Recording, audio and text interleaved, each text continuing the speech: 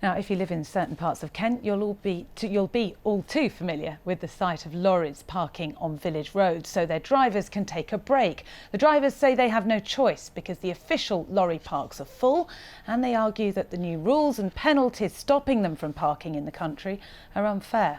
Claire Starr reports. It's a major gateway to the continent, but often its roads are left looking like this, mainly blamed on passing lorries.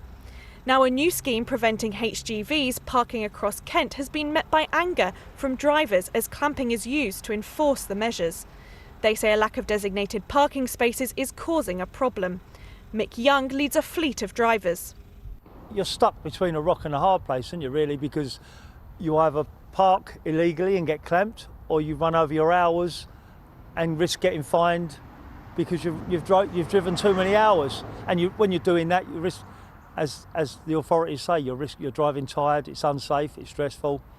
Aiming to stop those waiting for correct border paperwork following new customs rules, the restrictions apply to all streets in much of North and East Kent, with exemptions for certain lay-bys and designated areas.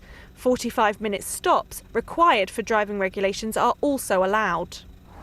It's in lay-bys like this one, just outside of Canterbury, that if lorry drivers stop for more than 45 minutes, they could now be clamped. And since the restrictions began just over 7 weeks ago, 1,098 of them have been, leading drivers to say that they believe that clampers are being heavy-handed.